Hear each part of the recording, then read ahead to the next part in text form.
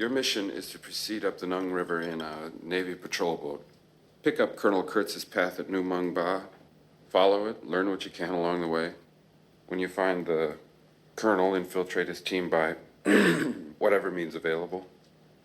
And terminate the colonel's command. Terminate the colonel.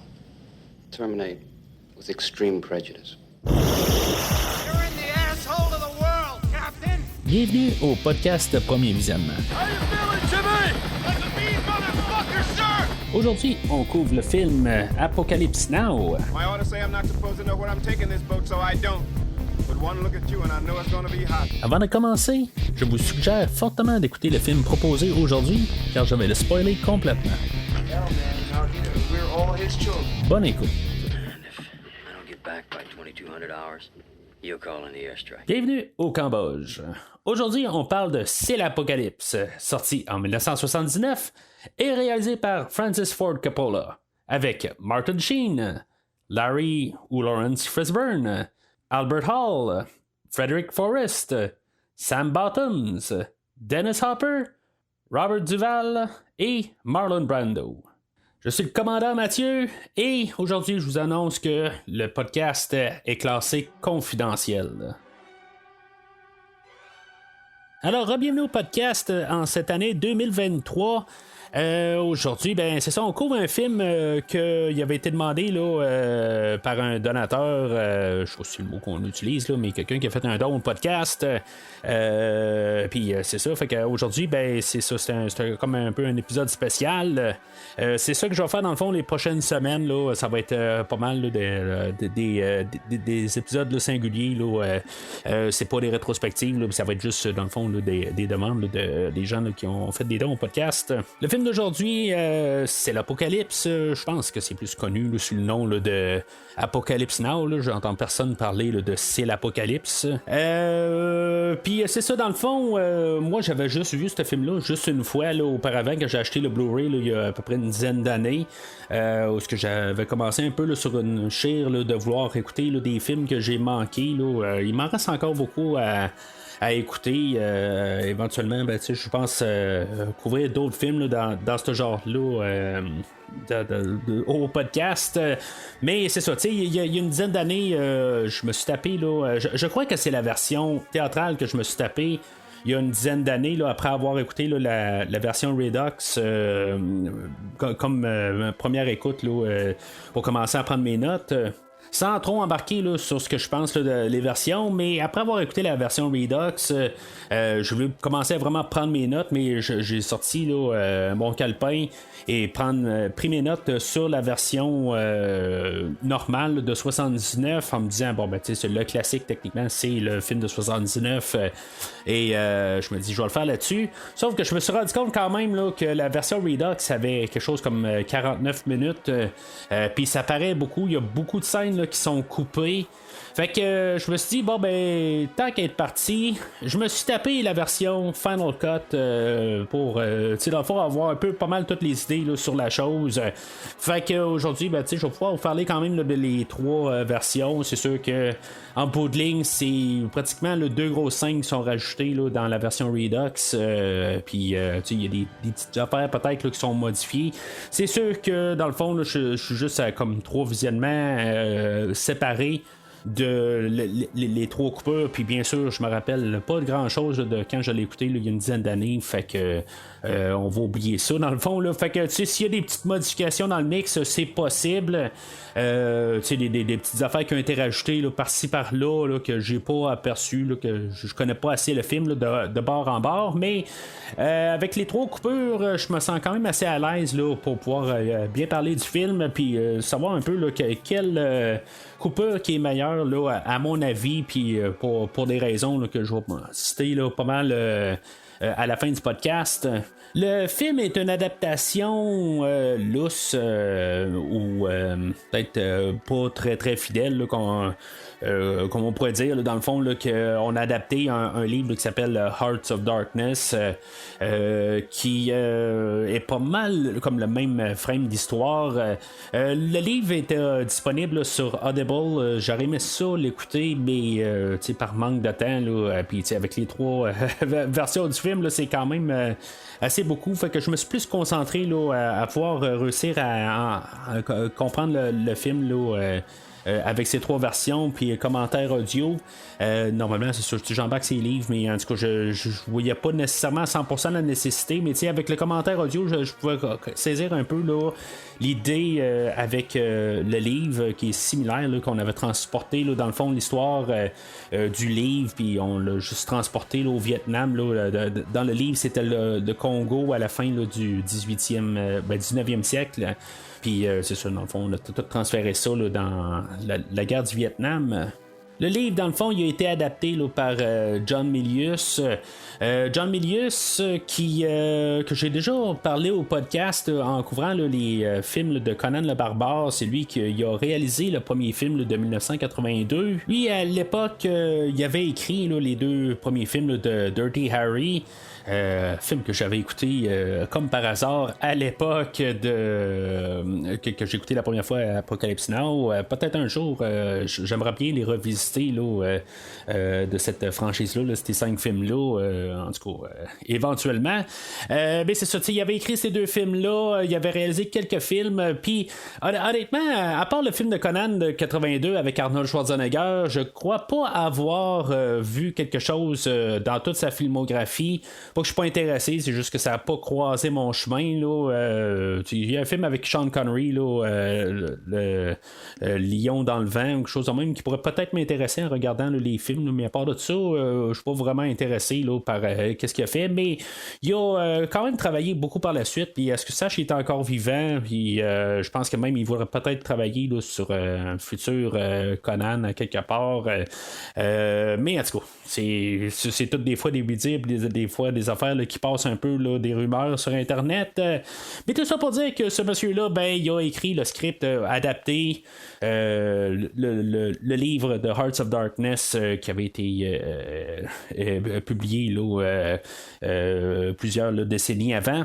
Puis ça, c'était une demande de monsieur Francis Ford Coppola, que lui avait réalisé là, les 2 films du pareil, là, le premier et le 2e film là, à cette époque-là. Il y avait eu le score pour le meilleur film là, les 2 fois là, pour chaque film. Il y avait même refait un montage là, pour les 2 films ensemble. Ça montre quand même là, que monsieur Coppola, c'est un monsieur qui aime ça refaire le film. Pour refaire le film, mais refaire des montages. Dans le fond, le film, il marche ultimement parce que dans le fond, il y a ses récompenses, tout ça, mais il est pas gêné de retourner dans le passé puis regarder, là, voir des choses qui peuvent améliorer son produit.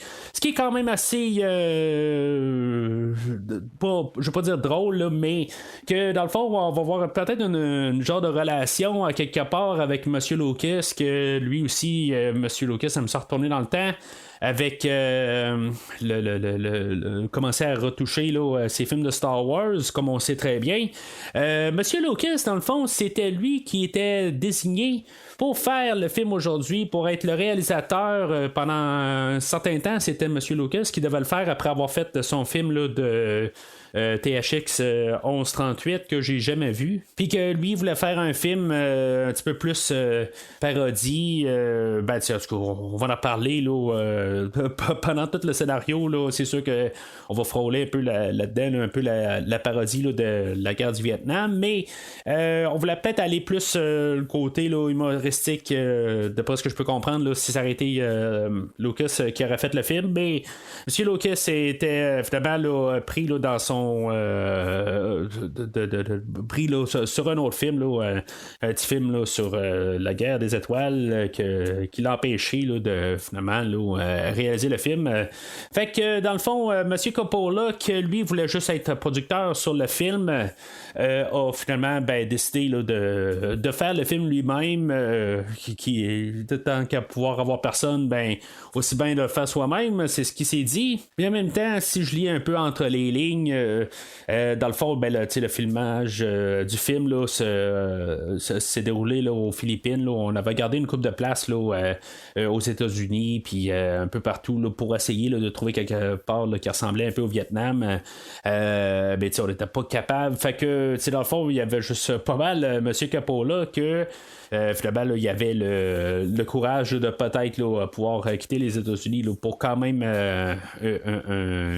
une longue période. Que dans le fond, le tournage devait se dérouler sur 4 mois, puis finalement, là, ça finit là, avec à peu près 1 an. Puis on a lâché la production pendant un certain temps, puis on est revenu à peu près 1 mois et demi plus tard. Puis en tout cas, il y a eu beaucoup là, de choses là, qui sont arrivées là, pendant le tournage. Là. On en parlait un petit peu là, pendant qu'on va parler du scénario, mais il y a eu un typhon qui est arrivé puis qui a détruit là, des plateaux là, qui avaient été construits. Dans le fond, il y a souvent des affaires de même, là, ça joue à l'avantage du film. Souvent qu'on arrive là, puis on se dit qu'il y a des choses là, qui ont dû être reconstruites, puis ils l'ont amélioré de même, ou des fois, tu sais, il n'y a pas une idée là, qui me vient en tête, là, mais je suis certain d'avoir parlé de quelque chose au podcast que dans le fond on avait détruit quelque chose, puis finalement ben, quand on l'a reconstruit à moitié, mais finalement ben, ça a paru mieux là, de l'avoir reconstruit de même. Il y a toujours des petites erreurs de parcours qui jouent à l'avantage d'un film pour le look, puis ça rajoute là, juste des petits détails, mais des fois ça nous aide beaucoup à embarquer là, dans l'ambiance du film.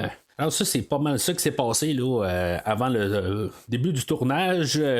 Avant d'embarquer là, sur le tournage lui-même, ben, puis le film, ben, je voudrais faire une petite coupure, et des fois que vous êtes nouveau au podcast, ben, je vais vous rediriger vers le site internet du podcast premiervisionnement.com. Des fois, vous voulez entendre d'autres choses là, que j'ai couvert au courant des pas loin de 5 années du podcast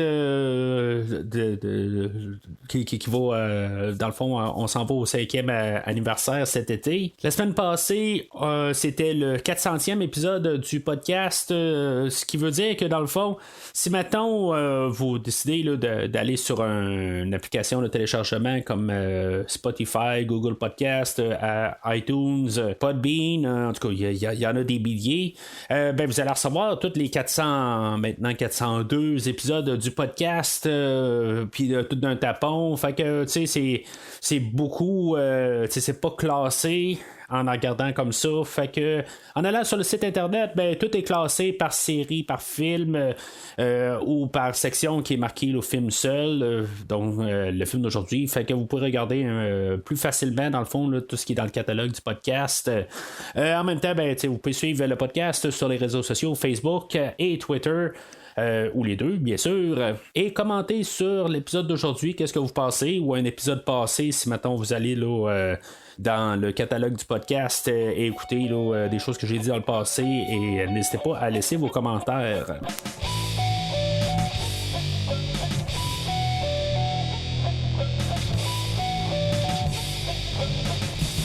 Alors, le film, dans son histoire, là, c'est une histoire assez simple, sommaire qu'il y a sur IMDb. Pendant la guerre du Vietnam, le capitaine Willard est envoyé en mission au Cambodge pour assassiner le colonel rebelle qui s'est déclaré Dieu parmi une tribu locale.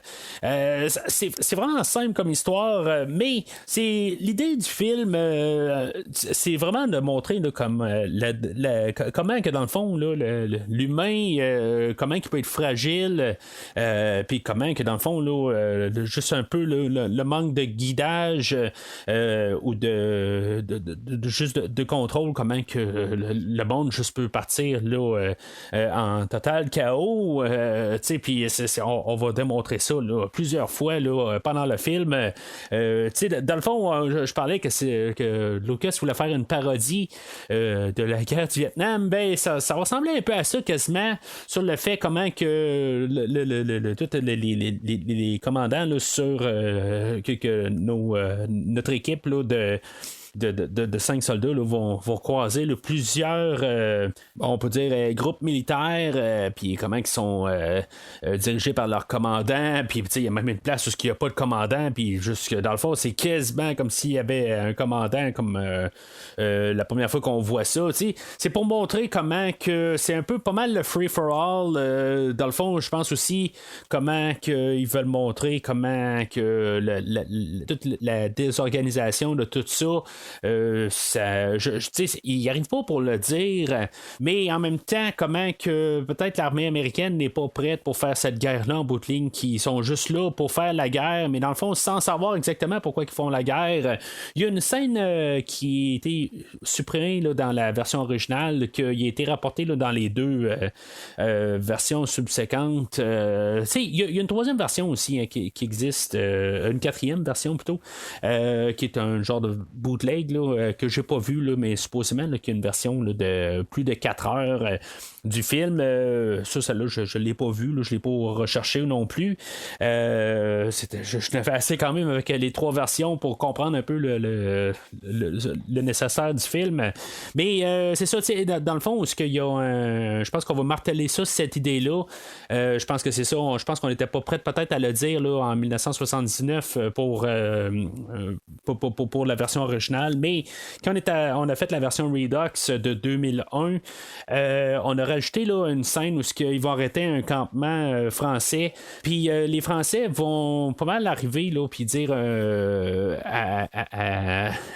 au personnage là, de Willard là, qui est joué par Martin Sheen, que les Américains dans le fond là, ils sont embarqués là-dedans, mais en bout de ligne ils savent quasiment pas vraiment pourquoi ils sont là en bout de ligne. Ils sont là pour faire la guerre. Puis je pense que c'était plus un commentaire là, qu'on faisait à l'époque là, mais c'est ça, comme je dis, je pense qu'on n'était pas prêt à dire ça pour le marché américain en 1979, chose qui a peut-être changé un petit peu là, à l'aube de les 2 tours dans le fond là, parce qu'on a eu les 2 tours le 11 septembre là, en 2001. Puis ça, ben ultimement, ben aussi c'est dit par le personnage là, de Kurtz, incarné là, par Marlon Brando, que dans le fond c'est ce qui va nous arriver avec l'idée là, que toutes les atrocités de la guerre en bout de ligne, je veux dire, ça peut comme détruire je dis un homme là, ça inclut la femme là,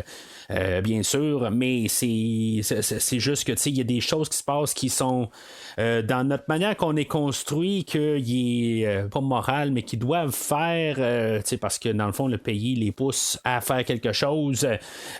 Puis, dans le fond, c'est juste, il y a quelque chose qui marche pas là-dedans. Puis, c'est ça, en bout de ligne, ils doivent vivre avec ça. Là, c'est ça, le personnage de Marlon Brando, lui, dans le fond, là, il s'est pris à accepter ça comme une normalité, que dans le fond, là, il coupe ces sentiments-là de lui-même, dans le fond, pour être capable de survivre à ça. Lui, il garde ça d'un côté, là, que dans le fond, c'est être plus fort. Mais c'est ça, en tout cas. Je veux dire, j'ai pas besoin de vous dire, là, quelque part, là, qu'il est viré là, totalement, là, carrément sur la tête. Dans le fond, il a coupé tout le sens de réalité. Mais c'est ça, à quelque part aussi, c'est pour démontrer qu'il y a quelqu'un qui peut partir de complètement héros, dans le fond, il fait tout bien dans son travail, que finalement, il peut descendre carrément là, dans le fond des ténèbres. Puis c'est ça qu'un peu là, qu'ils veulent démontrer quand même là, avec le film.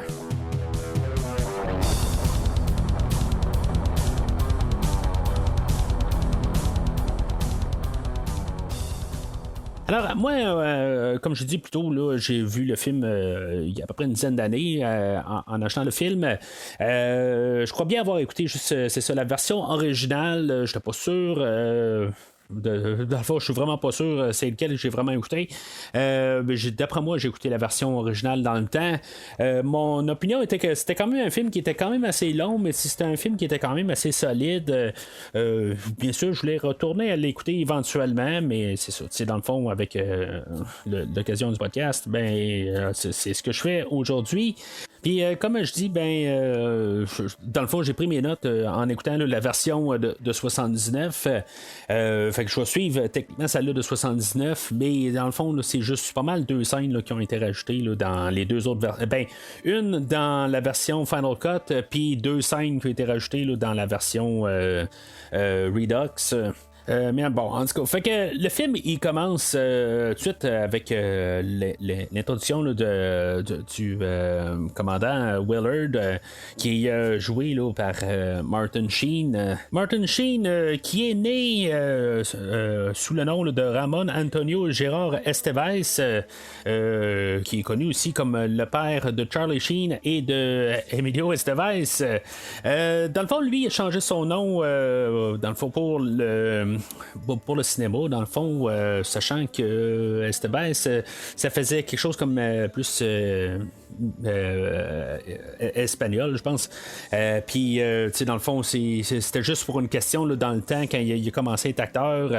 Ben, dans le fond, tu sais, que dans un marché américain, c'était mieux là, qu'il mette son nom, un nom plus américanisé. Fait qu'il a changé son nom de même. Dans le fond, c'est pour ça qu'on le connaît sous le nom de Martin Sheen. Charlie Sheen a fait pareil, dans le fond, qui est né sous un autre nom. Puis que finalement, ben, il a pris voulant être reconnu comme le fils de Martin Sheen. Et bien sûr, ben, Emilio, ben, lui, a décidé là, de garder son nom propre. Mais en tout cas, je suis pas là pour faire la biographie là, de Martin Sheen, mais dans le fond, là, c'est juste pour rapporter ça, ces faits-là assez rapidement. Fait que lui, dans le fond, on va voir toute l'histoire de son point de vue. Lui, dans le fond, on sait qu'il est allé en mission, puis que dans le fond, il a fait des ravages là, dans sa vie, là, quelque part. Tu sais, comment que tu retournes à la vie normale après avoir vu des tueries puis avoir tué, ben là, lui, il va dire 6 personnes, mais il est comme quasiment pas certain s'il en a pas tué plus. Puis, ça peut vraiment là, faire du dommage. Là, dans le fond, on sait très bien là, que la guerre du Vietnam a fait des ravages là, pour plusieurs de soldats qui sont revenus de cette guerre-là. On a même parlé au podcast, dans le fond, là, avec la franchise des Rambo. On parlait même dans cette guerre-là, comment que les soldats sont revenus de cette guerre-là, puis ils se sont fait cracher dessus là, par le peuple américain. Fait que ça n'a pas été une guerre là, qui a été facile là, pour les soldats à la guerre et au retour de la guerre en plus. Là, mais là, on retourne pas mal pendant la guerre. Juste un peu pour nous mettre dans le contexte. Je vais juste lire un peu la petite description là, sur Wikipédia qui parle de la guerre du Vietnam, là, un petit 3 lignes là, dans le fond là, pour décrire un peu qu'est-ce qui se passe là, à cette époque-là, dire un peu qu'est-ce qui se passe là, pour comprendre un peu le contexte. La guerre du Vietnam est une guerre qui se déroule au Vietnam et oppose de 1955 à 1975 d'une part, la République démocratique du Vietnam, le nord du Vietnam, avec son armée populaire vietnamienne, soutenue matériellement par le bloc de l'Est et de la Chine, aller au Front national de libération du sud du Vietnam, dit le Viet Cong. Et d'autre part, la République du Vietnam. Puis cette partie du Vietnam-là, le sud, est soutenue par l'armée des États-Unis. Fait qu'on a le nord, le sud contre le nord. Puis dans le fond, les États-Unis aussi sont appuyés par la Russie, la Corée du Sud, la Thaïlande et les Philippines. D'après ce que je peux comprendre, c'est en 1965 que les États-Unis ont commencé à s'en mêler. Puis dans le fond, vers 73, 2 ans avant la fin, là, ils ont commencé à se retirer de ça. Dans le fond, ça devenait là, pas mal mal vu, là, dans le fond, là, toute cette guerre-là. Disant là, qu'en bout de ligne, il n'y avait pas d'affaires là. En tout cas, tout ça, quelque part, je peux pas vraiment trop embarquer là-dedans parce que je connais pas trop le contexte, tout ça. Fait que je veux pas vraiment me prononcer. Mais je sais qu'il y a eu beaucoup de protestations là, contre cette guerre-là. Puis c'est ça. Fait que finalement, le nord du Vietnam a finalement gagné là, cette guerre-là. Puis c'est ça. Comme c'est bien connu, là, les États-Unis là, ont perdu là, cette guerre-là, qui a jamais été déclarée, là, d'après ce que je peux comprendre. Là, mais en tout cas, c'est juste dans le fond pour se replacer en contexte. Mais c'est pas globalement important là, sur l'histoire, mais juste de comprendre un peu le fond de l'histoire là, qu'on est dedans. Fait que, c'est ça, on rencontre Willard qui est dans sa chambre, qui est en train là, de se noyer là, dans son alcool, que dans le fond il regarde le plafond, puis dans le fond ce qu'on a fait là, c'est qu'on a filmé Martin Sheen dans une chambre, tout simplement en train de se saouler, puis dans le fond il va même casser un miroir là-dedans. C'est un vrai miroir, il s'est vraiment blessé, c'est vraiment son sang qu'on voit, puis Coppola dans le commentaire audio, ben, il dit il savait pas s'il devait arrêter de filmer ou pas. Si Martin Sheen avait comme pris sur lui-même de le faire, ben, de se blesser, ben, il a dit bon, ben, je vais le laisser aller en bout de ligne. Là, il a de l'air à savoir ce qu'il fait, là, mais en tout cas, des fois, il faut quand même un peu regarder ce que le réalisateur dit, puis se demander si, mettons, il fait ça pour les bonnes raisons, pareil. À quelque part, le gars, il est peut-être en train là, de se blesser sérieux. Il y a peut-être quelque chose de coupé.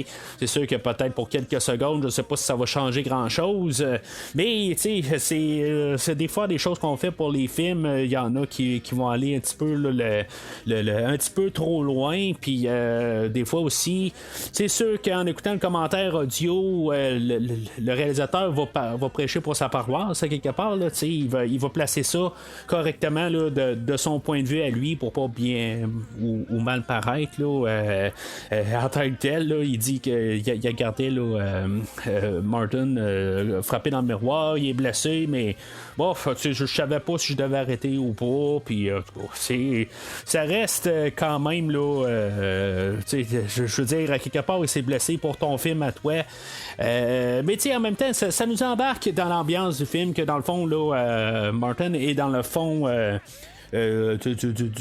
carrément là, dans le fond, à quelque part, là, qui est en train là, de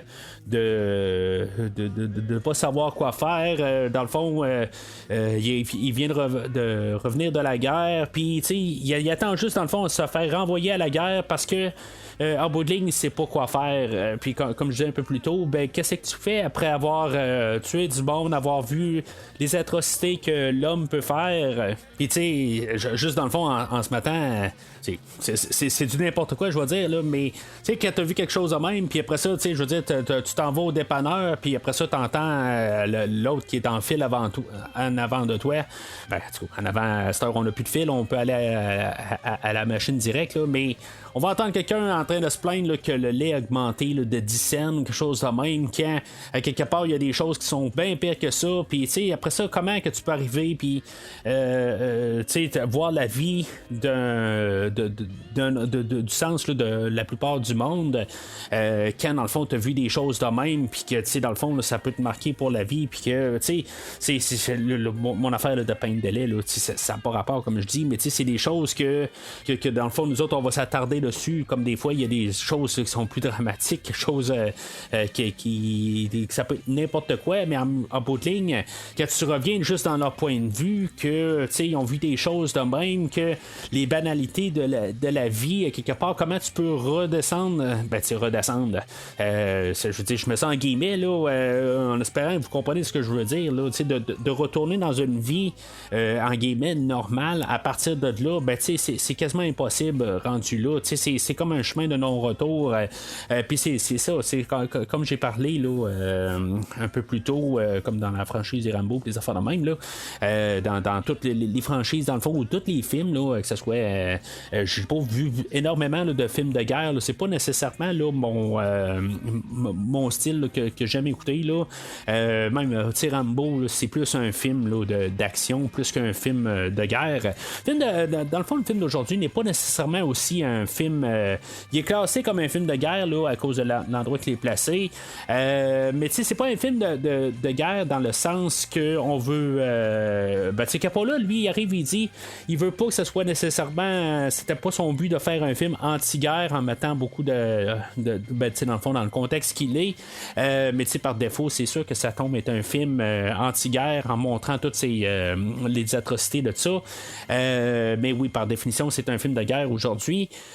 Mais c'est ça, tu sais, c'est pas nécessairement le genre de film là, que je cours aller voir. Hein. Mais ça veut pas dire que j'en ai pas vu. Là, Soldat Ryan, j'en ai vu quelques autres là, au courant des années. Mais c'est ça. Fait que, en tout cas, le commandant Willard, il est demandé là, à être rencontré.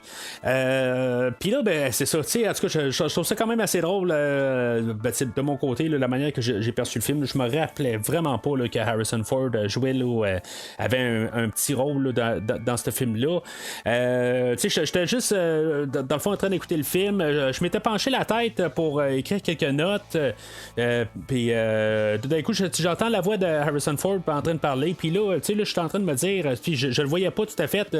Il y avait comme le dos tourné, ou en tout cas, il a regardé ailleurs. Puis là, je me suis dit, voyons, le gars, il sonne tellement comme Harrison Ford.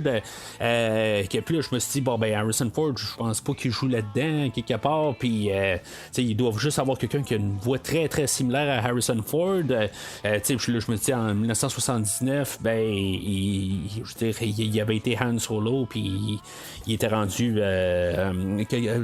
reconnu. Là, fait que, faire peut-être une petite apparition, ça m'aurait surpris. En tout cas, finalement, ben, ça tombe que le film a été filmé un petit peu avant qu'il fasse son qui apparaisse dans Star Wars dans le fond. Puis c'est ça, dans le fond, ben, tu sais, comme j'ai un peu plus tôt, là, dans le fond, le temps de filmer le film, ça a été beaucoup plus long que prévu. Mais tu sais, dans le fond, c'est juste une petite apparition. Là, c'est une scène. Dans le fond, M. Ford a probablement filmé juste une scène aujourd'hui.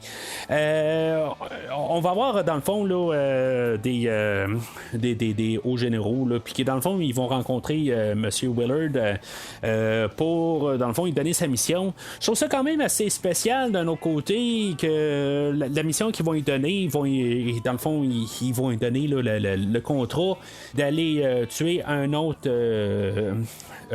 soldat, dans le fond, là, il était tout décoré, puis qu'en bout de ligne, ben, il a viré carrément sur la tête. Mais je trouve ça assez simpliste comme idée, puis je trouve ça correct de l'autre côté. C'est pas tout compliqué. On va juste élaborer là-dessus tout au long du film. Dans le fond, c'est pas plus compliqué là, qu'un film de James Bond où Bond au début il arrive puis on lui donne sa mission à faire, puis dans le fond c'est ça qui se déroule pendant tout le film là. C'est pas plus compliqué que ça. Mais c'est juste que pour la longueur du film, je me dis bon ben tu sais le film, ben, comme j'ai dit là, la première fois j'ai écouté la version Redux qui était 3h15, 3h20. Fait que c'est ça, je me disais bon ben je me rappelais pas exactement du déroulement, puis là ben je me dis bon ben là tu me dis juste que la mission c'est juste d'aller trouver une personne puis de le descendre. Ok, parce que je veux dire je peux rien dire d'autre dans le fond là, puis c'est tout le déroulement pour se rendre là. Mais c'est ça, tu sais, quelque part je trouve que quelque part je trouve ça. Peut-être que je regarde ça là, dans des yeux là, de 2023, que c'est peut-être trop facile à quelque part. C'est juste comme, tu sais, regarde, on te pointe une telle personne, puis pendant ce que tu vas faire, pendant les 3 prochaines heures, ben c'est juste tenter là, de le rejoindre et de le tuer. Puis tu sais, dans le fond, M. Brando, ben le personnage là, du colonel Kurtz, ben on le verra pas avant la toute fin du film. Fait que tu sais, dans le fond, on va construire un genre de mystère alentour de ce personnage-là. On va entendre Willard, dans le fond, étudier le dossier pendant tout le long du film. Dans le fond, qui va comme un peu tomber en admiration sur le colonel Kurtz. C'est pas au point là, de se balancer de l'autre bord, mais t'sais, il va frôler un peu, là, on va voir là, à certains instants, là, un peu plus tard dans le film, qui va peut-être un peu commencer là, à embarquer dans le personnage à force de trop lire sur lui. On va nous expliquer là, que le colonel Kurtz, lui, il a eu, dans le fond, il était décoré, puis tout ça. Dans le fond, là, c'est un très bon élément là, de l'armée américaine, mais que finalement, ben, il a chaviré à quelque part mentalement et que finalement, ben, l'idée là, c'est d'aller le descendre parce que dans le fond, il ne rentre plus dans les paramètres. C'est ça qu'on, ben, tu sais, je dis paramètres, c'est juste, tu sais, je vais un peu arrivé là, avec qu'est-ce qu'il dit à la fin aussi, là, quand Kurt, on va le rencontrer finalement, qu'en bout de ligne, il y a des côtés moraux, mais il y a des affaires que l'armée va dire de pas faire, mais en même temps, de l'autre côté, ils sont en train là, de dire, mettons, de pas écrire fuck sur leur hélicoptère, mais l'autre côté, ils sont en train là, de tuer plein de monde. Fait que, tu sais, c'est quoi le chose qui est morale là-dedans puis qui est pas morale? Tu sais, c'est comme un petit peu, oui, il a chaviré, il a pas tort nécessairement, mais l'autre côté, il a chaviré quelque part, là, il a comme perdu quand même là, son compas moral. Mais c'est ça, on va parler là, dans le fond là, du personnage de Kurt là, pas mal quand on va être rendu à lui là, à la toute fin du film. Fait que Willard va partir avec il va être attitré là, 4 camarades dans le fond là, pour sa mission dans le fond. Il va monter là, une rivière dans le fond là, tout le long du film là, ça va être ça. L'idée dans le fond, d'après ce que je peux comprendre, il serait supposé d'être escorté par plus que les 4 personnes là, qui vont être avec lui. Là, on va être introduit là, au personnage là, de Clean qui est joué par Lawrence Fishburne, que lui, dans le temps, il était connu sous le nom de Larry Fishburne. Là, éventuellement, dans sa carrière, il a changé pour Lawrence. Je sais pas quand exactement. Je pense que quand j'ai parlé de lui là, dans Les Griffes de la Nuit 3, je pense qu'il s'appelait encore Larry Fishburne, là, qui est à peu près 10 ans là, après le film d'aujourd'hui, là, quand ils ont filmé. Là, bien sûr. Là. Après ça, il y a le personnage là, de chef qui est le soldat là, qui va les accompagner tout le long. Dans le fond, c'est tous des soldats, là, à part Chief Phillips, là, que lui. Il faut faire attention, là, dans le fond, je vais dire chef, qui est le personnage, là, que lui, c'est ça, lui, il est cuisinier, puis que, dans le fond, c'est pour ça qu'il l'appelle chef. Puis il y a Chief Phillips, que lui, dans le fond, c'est lui qui navigue le bateau tout le long. Je vais dire Phillips pour faciliter, là, dans le fond, là, entre chef et Phillips, là, ou chief, là, je veux pas parler trop vite puis que ça sonne un peu mêlant. Puis il y a Lance Johnson dans le fond que lui dans le fond c'est je pense qu'il est comme un peu supposé représenter le nouveau venu. Oui, il y a Clean aussi que il y a qui se pourrait avoir 17 ans qui est Lawrence Fishburne dans le fond. Mais dans le fond l'acteur avec 14 ans là qu'il est en train de filmer là ça laisse un petit peu le côté plus tard dans une scène qui est coupée là, dans le Redux où ce que notre équipage là, vont rencontrer là, les filles qui ont posé là, pour Playboy. Ils vont les rencontrer un peu plus tard. Puis c'est juste dans la version Redux qu'on va voir ça. C'est sûr qu'il se passe rien avec le personnage de Clean, mais à quelque part, c'est comme quelque part, il y a le côté moral là, pour quelqu'un là, qui a 14 ans là, sur le plateau. C'est un petit peu osé, mettons. C'est sûr qu'on peut me remettre en face Brooke Shields dans les années 70. Je veux dire que c'était pas mal pire. Là.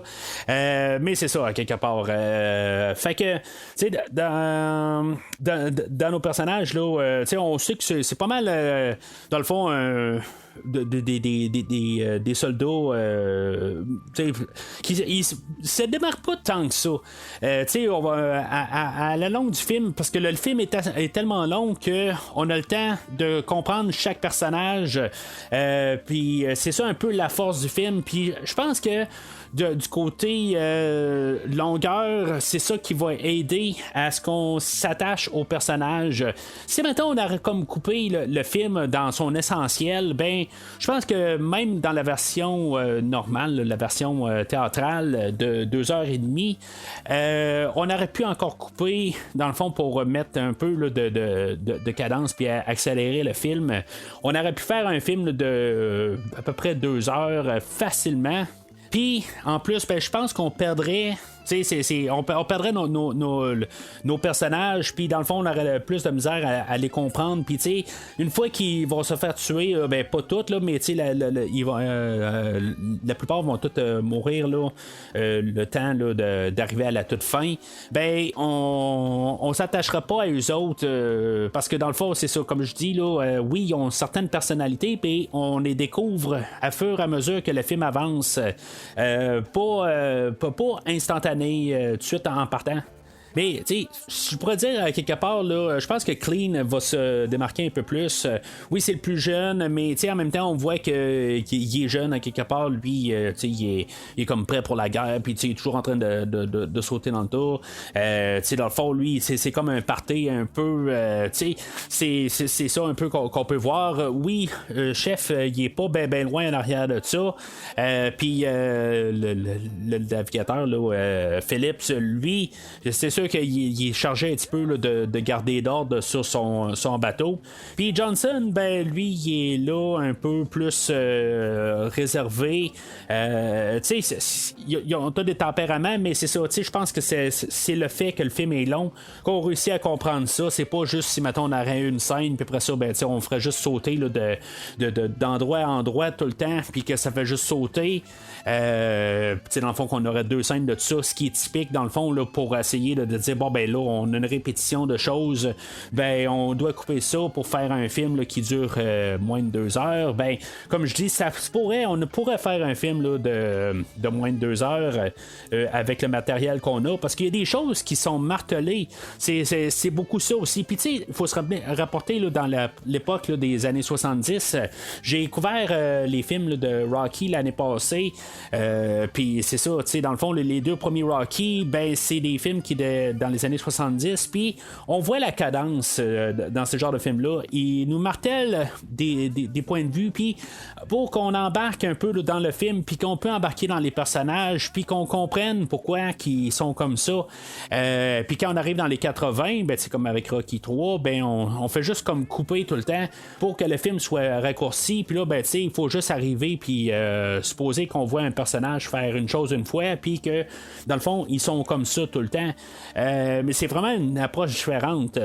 Fait que notre équipe rejoigne le groupe de soldats là, qui est mené là, par le commandant Kilgore, qui est joué là, par Robert Duvall. Tu sais, Robert Duvall, lui, dans ma tête, il a toujours été vieux à quelque part, puis là, de le voir super jeune dans le film aujourd'hui, il me fait penser au sergent là, dans Full Metal Jacket, là, film réalisé là, par le grand là, Stanley Kubrick, qui dans le fond là, il est exagéré un peu, mais en tout cas c'est pas tout à fait le même genre, mais en tout cas c'est un peu là, l'idée que j'avais là, en voyant là, Robert Duvall là, dans le colonel Kilgore. Puis là ben c'est ça, je veux dire, dans le fond on a un colonel qui est là, lui il commande tout son monde. Tu sais, dans le fond là, c'est là qu'on peut se rendre compte là, c'est quoi qui se passe dans ce film là. Je m'imagine juste être un Américain qui est assis en salle, tu sais, un peu dur là, tout simplement là. Puis tu sais, je dis rien contre ça là. C'est pas rien contre les Américains là, mais tu sais, j'imagine juste quelqu'un qui est très patriote et qui voit ça quelque part, le commandant là, Kilgore qui arrive, puis que tu sais, dans le fond, qui est tout simplement là en train là, de juste c'est quasiment un spectacle là, dans le fond. Il est en train là, de contrôler un cirque. C'est carrément ça en bout de ligne, tu sais. Puis à quelque part un peu plus loin là, il commence à parler de surf. Il envoie du monde en train là, d'avoir du surf sur la plage pendant qu'il y a des explosions partout. Puis tu sais, le pire là-dedans, c'est que tu sais, je n'ai pas lu assez sur le Vietnam pour savoir là, qu'est-ce qui s'est passé là, dans cette guerre-là par tous les commandants pour de vrai. Mais honnêtement, tu sais, j'ai quasiment pas de misère à croire qu'il peut y avoir quelque chose de même là, qui s'est déroulé à un certain point. c'est sûr que faire du surf pendant que tout le monde font la guerre alentour, c'est ridicule, mais à quelque part, il y en a que, justement, parce qu'ils sont aux commandes, ils peuvent faire n'importe quoi, et dans le fond, ils se proclament un peu là, des commandants de tout. Dans le fond, il est quasiment pas pire que Kurtz à la toute fin, mais à quelque part, on va juste pointer Kurtz que lui, dans le fond, il a chaviré, mais Kilgore, au début, il est pas bien loin là, en arrière là, de Kurtz. Je pense que dans le film, il va y avoir peut-être 3 scènes clés qui vont être un petit peu dures à ingérer là, pour des gens là, qui sont un peu sensibles à la guerre. 2 qui sont beaucoup sensibles pour les gens qui sont sensibles à des choses de guerre.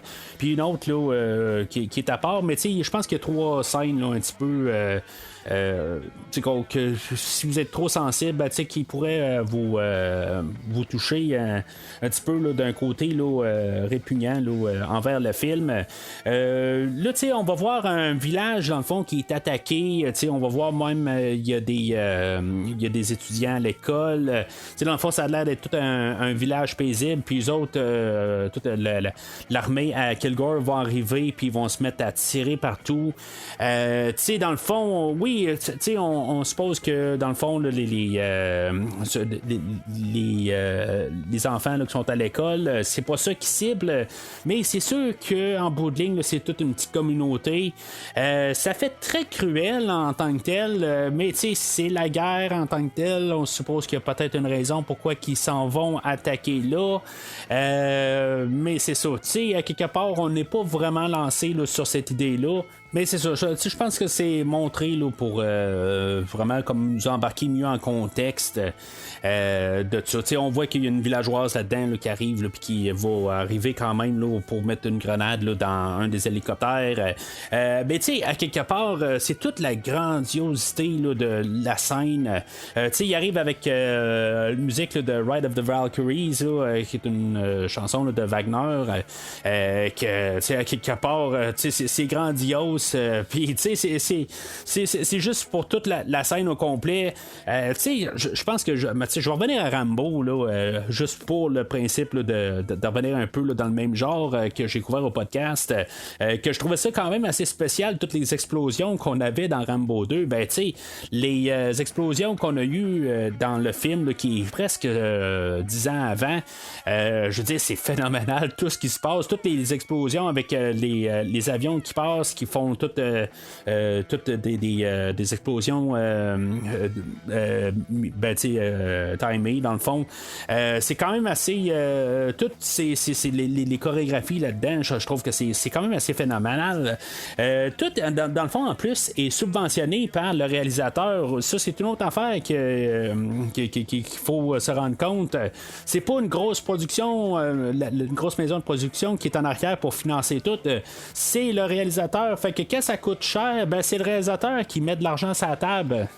D'après ce que je peux comprendre, jusqu'à ces scènes-là, on a le personnage là, de Willard qui est joué par Martin Sheen. Au début, on avait demandé à Steve McQueen de faire le rôle. Lui, dans le fond, il voulait pas partir en dehors des États-Unis là, pour 3 mois pour filmer ses scènes. Fait que, dans le fond, on a passé sur lui. Éventuellement, c'est ça, on a engagé Harvey Keitel pour filmer quand même là, pendant quelques semaines. Puis finalement, le réalisateur s'est rendu compte que ça marchait pas, tout simplement, dans le rôle. Puis finalement, il y a eu une séparation amicale. Sont les deux parties là, du projet, sauf qu'ils se sont ramassés avec un endroit vacant. Puis c'est là que M. Sheen est arrivé. Puis on a tout refilmé. Mais dans le fond, c'est pas mal toutes ces scènes-là, à quelque part, qu'on a refilmé. Mais ça a l'air qu'il y a des scènes là-dedans qu'on peut voir que c'est Harvey Keitel qui est dans les scènes. Là, en tout cas, c'est des scènes de bateau un peu éloignées. Là. C'est ça. En tout cas, dans tout ça, là, ça ferme pas mal là, toute l'introduction du film. Puis, on est rendu à quasiment 1 heure dans le film, là, dans pas mal toutes les versions. Là. Mais j'aime je crois que dans la version originale, ils l'ont pas rajouté. Le fait que Martin Sheen va voler la grosse planche de Kilgore, puis dans le fond, se sauver sur le bateau avec son équipe, j'aime cette partie-là. Puis c'est sûr que il y a comme une autre petite scène après ça où il y a une équipe là, qui sont à la recherche du surf. Je pense que ça a été coupé là, dans le fond, là, dans la version théâtrale. Mais je trouve que ça montre un petit peu un côté de risque que le commandant Willard est prêt à prendre pour son équipe. Que dans le fond, il arrive, il se rend compte que ça marche pas avec Kilgore, que lui, dans le fond, il est carrément sauté sa tête. Puis qu'en bout de ligne, il est juste un petit peu pour y retourner un peu là, la situation de bord, pour le provoquer un peu, pour le narguer. Il va sauver avec sa planche. Je veux dire, dans le fond, ça n'a pas vraiment d'incidence. Un peu plus tard, on va voir, je sais pas, je pense que c'est Lance qui est en train de faire du surf en arrière là, du bateau, mais c'est ça un peu. Là. Je trouve que ça rajoute un petit peu un côté là, de camaraderie là, entre les personnages, le fait qu'on rajoute ça, puis qu'on l'ait enlevé là, dans la version théâtrale, c'est un détail, mais je trouve que ça l'enlève quand même beaucoup. Captain. Oh, Just how far up this river we going? it's classified, Chief. I can't tell you. I'm going up pretty far. Fait que là, on embarque là, dans le creux du film. Je pense que c'est le bout que quelqu'un qui n'est pas habitué à l'esthétique d'un film des années 70, que les gens pourraient peut-être trouver ça long. Parce que dans le fond, c'est un peu tout le temps un peu la même situation qui se répète. Les scènes, techniquement, ils pourraient toutes être coupées jusqu'à la fin. On pourrait quasiment sauter à la fin là, directement à partir de là. Mis à part quelques petites idées un peu partout, là, puis que dans le fond, qu'on aille nos trois personnages, dans le fond, Chief Phillips et Clean qui meurent au travers de ça.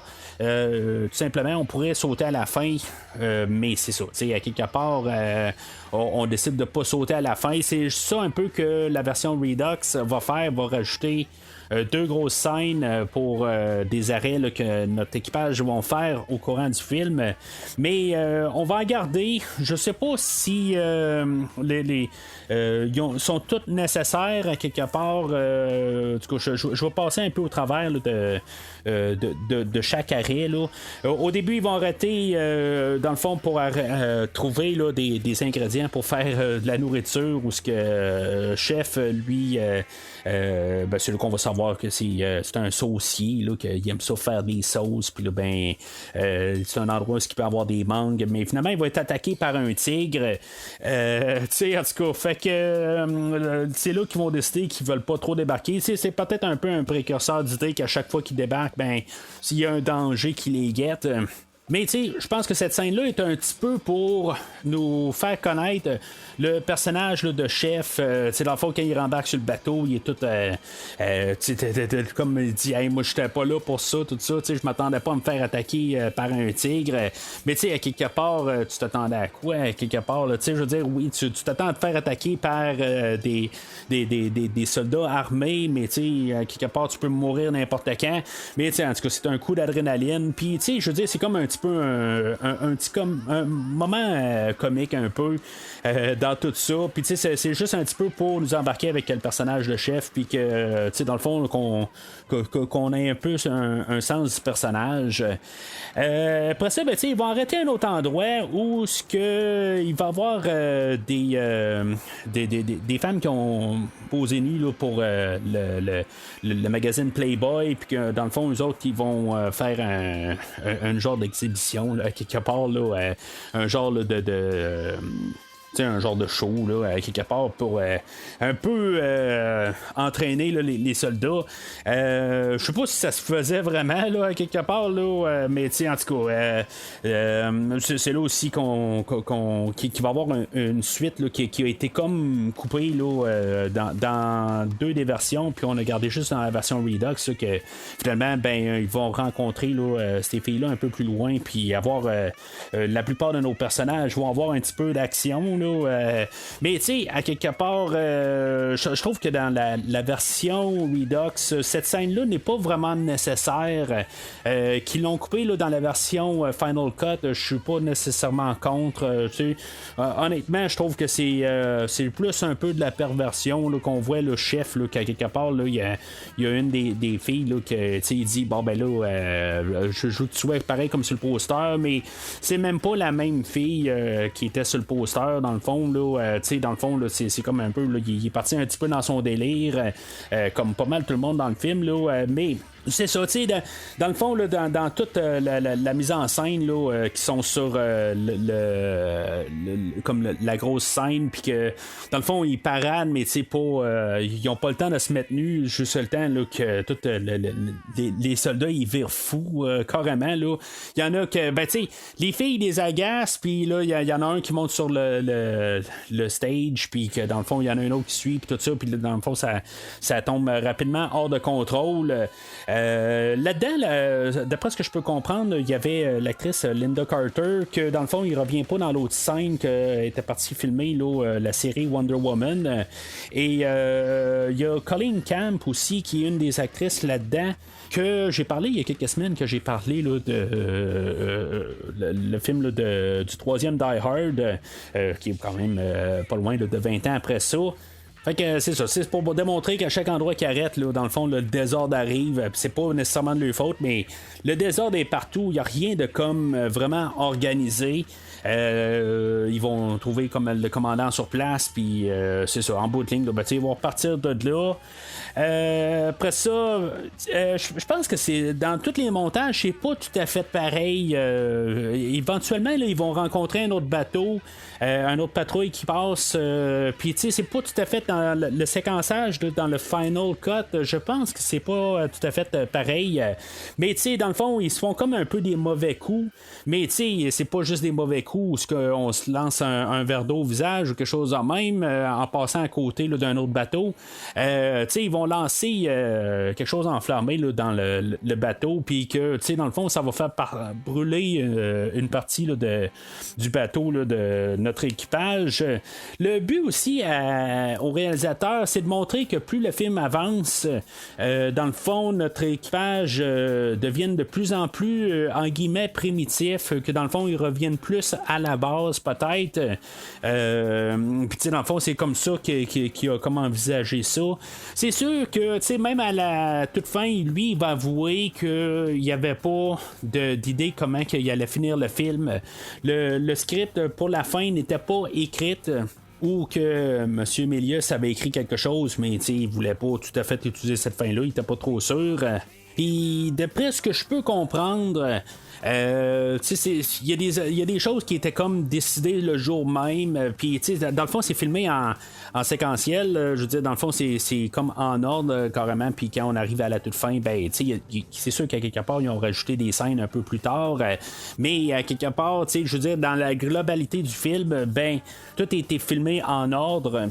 Alors éventuellement, ils vont accoster un bateau que dans le fond, ils vont trouver louche. C'est dans le fond le navigateur là, qui va arriver, il va dire ben, on va aller vérifier ce bateau-là, il y a quelque chose qui marche pas avec lui. Puis Wheeler va arriver, il va dire ben là, on peut-tu s'en tenir à où est-ce qu'on s'en va? Puis dans le fond, Philippe va arriver, il va dire ben regarde, on a comme ça fait comme partie là, de les normes sur mon navire qu'on va juste vérifier ce bateau-là. Puis finalement, ça va finir en tragédie que dans le fond, ils vont accoster le bateau, puis dans le fond, ils vont fouiller le bateau. Puis en bout de ligne, ce qu'ils vont penser est une attaque, que finalement, ils vont se mettre à tuer tout le monde à bord du petit bateau.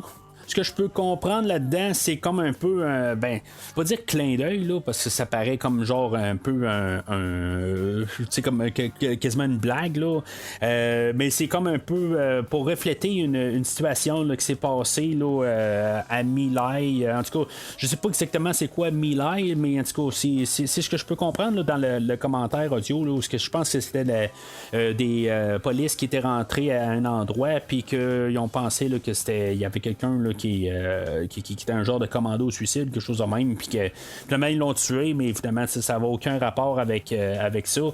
Ça reste un peu à vérifier là, cette situation-là, mais c'est ça, dans le fond, c'est juste que tout le monde va être tué sur place, mais en bout de ligne, il n'y avait aucune raison là, de tuer tout le monde à bord. Puis c'est là un peu, on peut se dire que Clean, il va peut-être un petit peu trop loin, trop rapidement. Oui, c'est sûr que tout le monde est sous le stress quelque part, puis je veux dire, dans le fond, il prend juste une petite étincelle, puis tout part vraiment de travers. Mais ce qui marche, ce qui est un peu qui va jouer un peu contre le personnage, puis qui va flouer un peu la ligne du commandant Willard, c'est qu'en bout de ligne, le commandant Willard va choisir de achever une des femmes qui était à bord du bateau, qui en bout de ligne qui avait survécu, puis qu'en bout de ligne, le commandant Willard va tirer une balle dans la tête de la femme en question pour éviter de faire un détour pour pouvoir soigner la femme en question. Je pense qu'on voulait quand même montrer que le commandant Willard commence à tranquillement changer de perspective envers Kurtz. Il lit beaucoup de Kurtz, fait que c'est sûr qu'il est comme un peu influencé, il commence un peu à penser un peu comme lui. Puis à quelque part, ce que Kurtz va dire à la fin, dans le fond, qui perdent leur humanité, puis dans le fond, comme tout, dans le fond, c'est juste la mission. Puis de la faire un peu de sang-froid, c'est ça qu'il va faire un peu dans cette scène-là.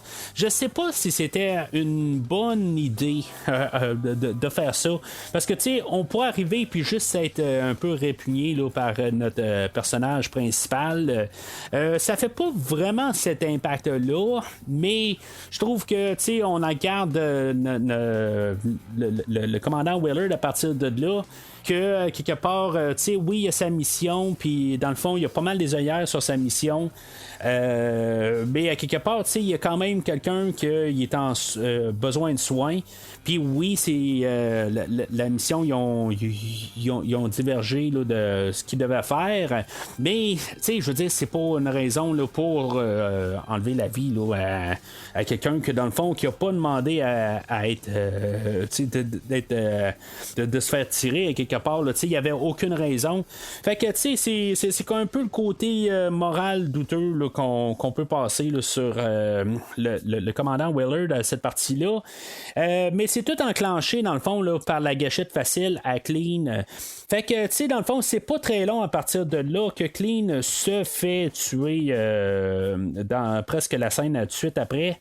Mais en même temps, je pense que quand même la scène de bateau, c'est la deuxième scène qui peut être un peu pour les personnes sensibles à ce genre de scène-là. Je pense que c'est une scène qui est un peu gratuite, puis qui change un peu le ton du film. C'est comme un peu le film change à cette partie-là. Ça montre aussi que nos personnages ils sont sous une autre voie. Au début, il était comme un peu tout, c'était le party. On écoute les Rolling Stones I Can't Get No, on chante sur le bateau, puis dans le fond on est tout un peu liberté là-dedans. Puis là, dans le fond, on vient assombrir beaucoup, dans le fond, tous nos personnages. It keeps our family together. I mean, we fight for that. Well, you American, you are fighting for the biggest nothing in history. Fait que là, ils vont se ramasser, ils vont arrêter un pont de Dolong. Dans le fond, il n'y a plus de commandant sur place. Fait que là, c'est le chaos total. Ça se tire d'un peu partout. Puis c'est ça, c'est comme un peu peut-être l'arrêt non nécessaire. La seule raison qu'il arrête là, je pense que c'est pour laisser d'autres instructions. Pour un peu avoir des révélations qui ne mènent à peu près à nulle part pour le commandant Willard. C'est là où avec ce qu'il va recevoir comme information, c'est qu'il y a une autre personne qui a été envoyée avant lui, le commandant Colby, que dans le fond ils ne savent pas ce qui s'est passé avec lui, qui est joué par Scott Glenn, mais en bout de ligne, ça tombe carrément dans nulle part. Il n'y a absolument rien qui découle de ça.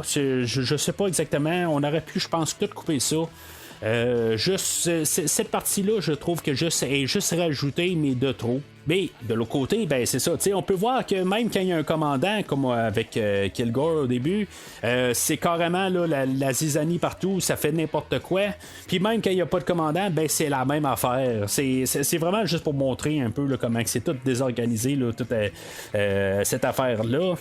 Fait que, tu sais, c'est ça. Tu sais, là, ils sont sur le bateau, puis là, ben, techniquement, tu sais, sont carrément là, ouverts. Puis, ils se mettent à allumer une fumée rose, puis dans le fond, tu sais, pour attirer des regards, puis ils se font tirer dessus.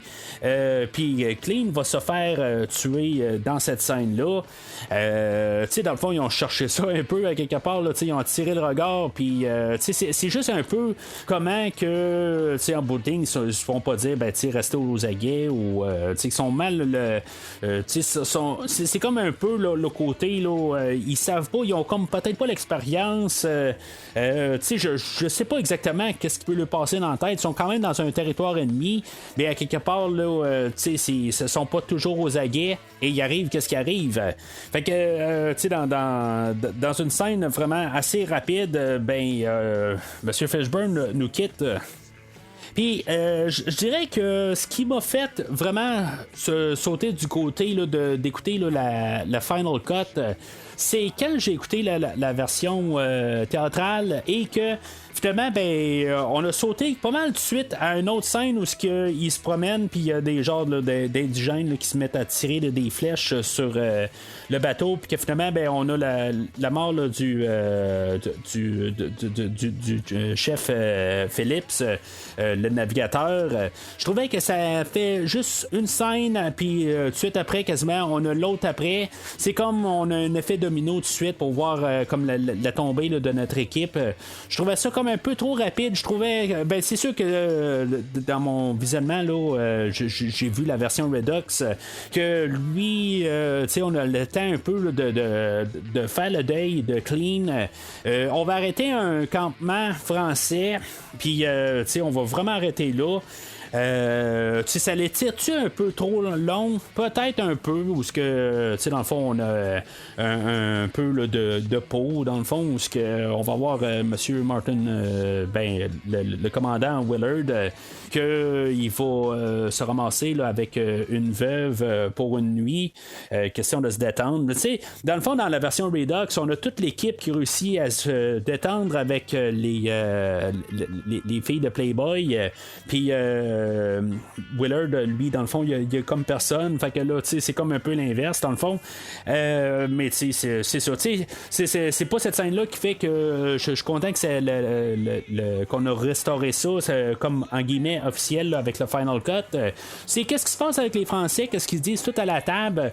Je trouve ça quand même un peu là, le côté là, des Français qui arrivent et qui disent que eux autres, là, dans le fond, ils vont rester là. Puis que, dans le fond, ils remettent un peu tout le contexte là, dans le visage là, de Willard. Puis, tu sais, j'aime un peu tous ces arguments-là qu'on va faire. Puis, c'est comme un peu de comprendre un peu qu'est-ce qui se passe en même temps.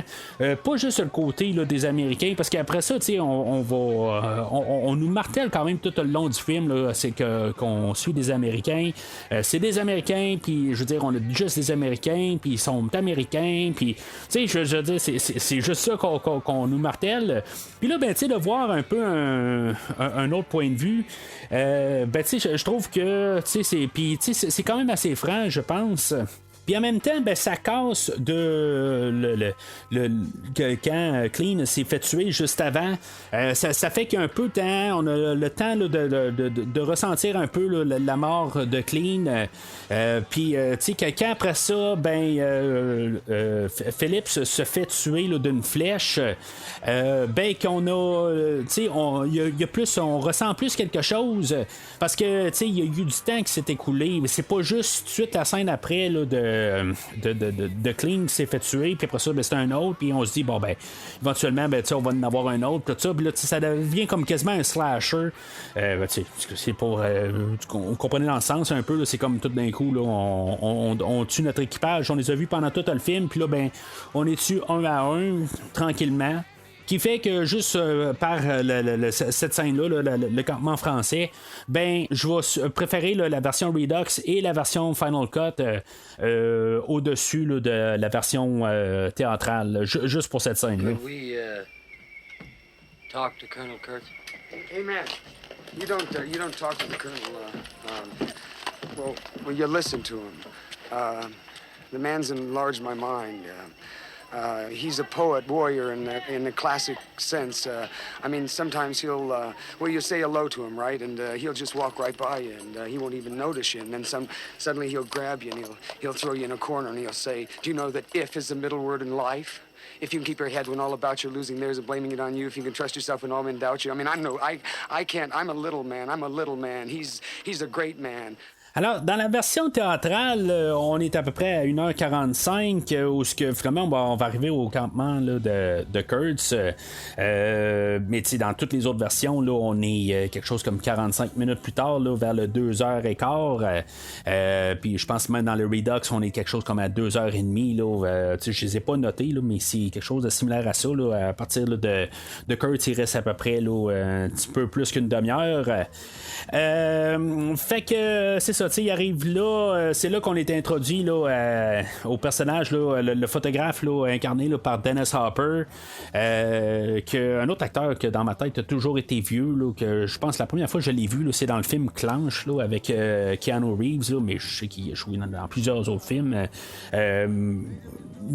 Vraiment là, comme à cette époque, oui, je l'ai vu là, dans Massacre à la tronçonneuse, le deuxième film, mais tu sais, je veux dire, c'est un acteur là, qui est quand même assez varié là, dans sa filmographie, mais je pense que je l'ai toujours vu en cinglé, dans le fond, là, un personnage extraverti. Je veux dire, j'ai toujours un sentiment que ce personnage-là est toujours qui est jamais correct en tant que tel. Oui, je pense que dans le Massacre à la tronçonneuse 2, je pense que c'est la seule fois que je l'ai vu jouer le bon personnage, mais en tout cas, je n'ai pas vu tous ces films, là, je l'ai pas suivi en carrière. Mais souvent, quand j'entends parler là, de Dennis Hopper là, qui nous a quittés il y a une couple d'années, c'est le film Easy Rider qui va ressortir, que j'ai pas vu, mais en tout cas, je sais pas si c'est un film là, que je devrais voir. Là. Encore une fois, comme je dis souvent au podcast, là, n'hésitez pas à me laisser un commentaire là, si c'est un film là, qui pourrait être intéressant, ou peut-être pas à couvrir au podcast, mais un film là, qui vaut la peine d'être vu. Là. En tout cas, des fois, ces commentaires-là sont appréciés. Dans le fond, Dennis Hopper était engagé pour faire un autre personnage, puis quand il est arrivé sur le plateau de tournage, on l'a comme on a réécrit son personnage, puis il est devenu quelque chose d'autre. Honnêtement, je vais dire que quasiment pour un certain temps, il va peut-être carrément là, voler la vedette là, à Martin Sheen. Je dirais pareil, même Martin Sheen, son personnage, il est tout le temps observateur. Il est pas vraiment, à part peut-être quand il va voler le surfboard, un peu, vraiment plus tôt là, dans le film, là, 2 heures avant. 1h30 avant, en tout cas. C'est là qu'il se passait quelque chose, mais en général, il est toujours observateur dans le film. Il est juste en train de regarder qu'est-ce qui se passe. Il est pas vraiment proactif, contrairement à Pitié. Dans le fond, il est pas il est comme réactionnaire un peu, il est juste en train d'observer, mais c'est pas vraiment sa perspective, c'est pas vraiment lui qui ressort du film. C'est pour ça quand on a Robert Duvall un peu plus tôt qui arrive puis qui brasse les choses, c'est un peu la même affaire qu'on a avec Dennis Hopper, que tu sais dans le fond, je veux dire, il change la dynamique totalement.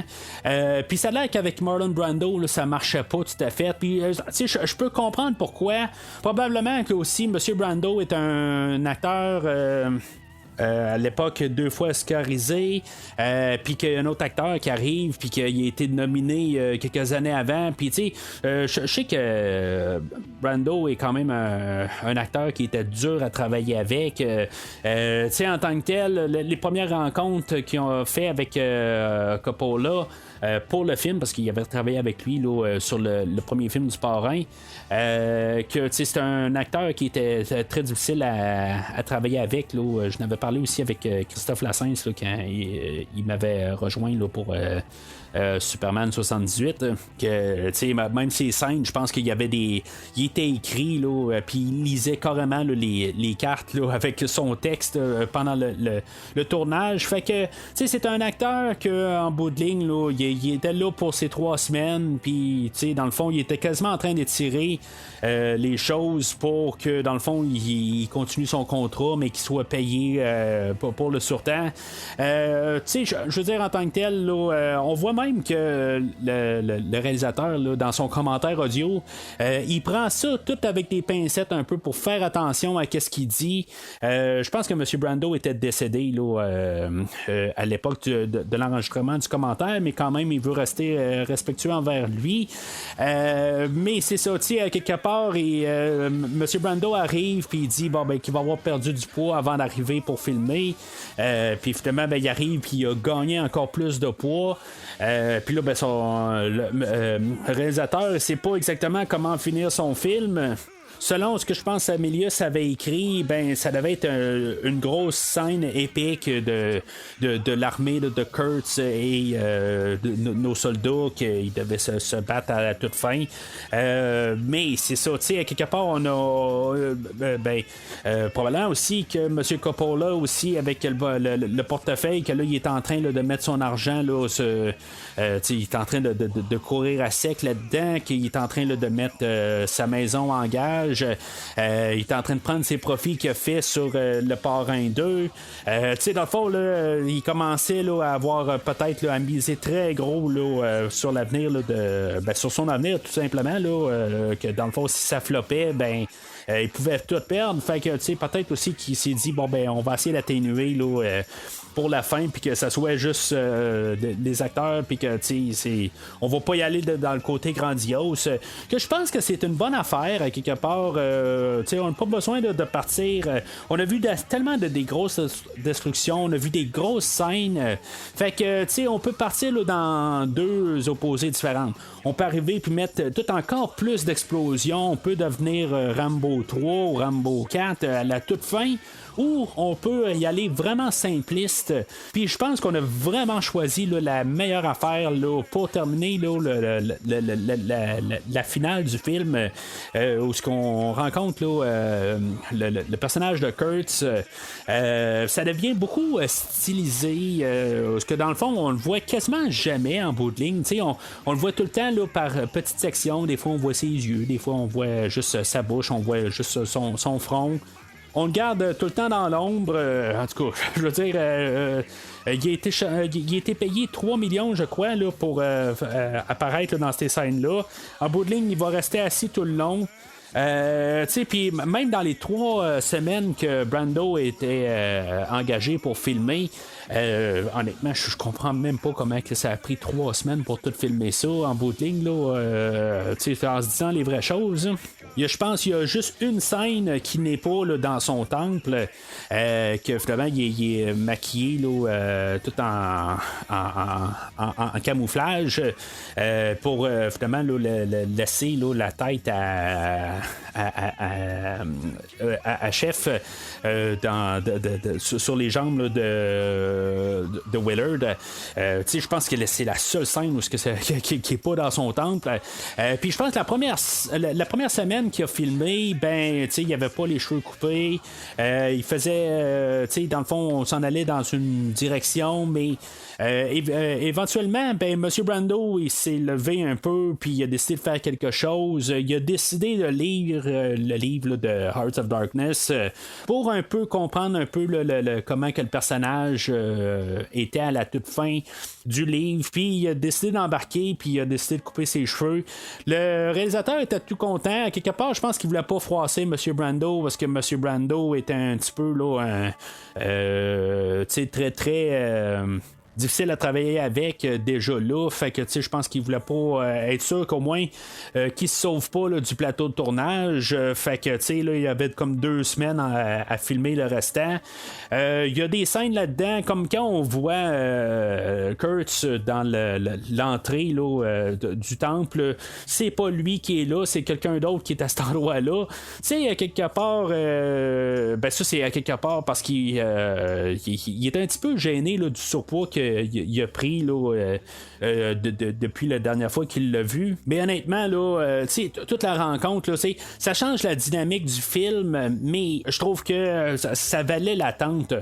Pendant tout le film, on a Willard qui parle de Kurtz, qu'est-ce qu'il est. On voit quand même des photos là, de Marlon Brando, là, mais dans le fond, là, que tout après ça devient juste le film à Marlon Brando. Puis c'est phénoménal. Honnêtement, là, la fin, là, c'est la manière c'est fait. Puis tout embarqué là, dans tous les discours qui ont été écrits, là, qui sortent là, de la bouche à M. Brando. Il y a beaucoup de choses qui ont été. Tu sais, que dans le fond, c'est M. Brando qui a sorti là, de sa tête. Ça a l'air qu'il est parti avec un monologue une bonne fois là, de 20 minutes, puis il disait juste n'importe quoi. Puis après 20 minutes, il se retourne de bord, il dit au réalisateur, il dit bon ben là, moi j'ai donné tout ce que j'avais à donner. Si mettons il n'y a pas quelque chose que tu peux prendre là, dans le 20 minutes, là, tu sais, moi je pars, je suis pas le bon acteur là, pour ton film. Tu sais, on peut dire n'importe quoi de M. Brando, comme que j'ai dit tantôt, dans le fond, là, qui était il était très exigeant, mais honnêtement, il est phénoménal là, dans le film d'aujourd'hui là, qu'est-ce qu'il a apporté. Dans le fond, c'est lui la tête d'affiche dans tout le film qui apparaît pour peut-être dans tous les morceaux coupés là, on parle de peut-être 12 minutes là. Je pense que c'est encore plus court que qu'est-ce qu'il y a là, dans le film là, de Superman 78 là, où c'est très similaire. Puis je veux dire, ça a vraiment une grosse importance là, une très grosse impact dans le film.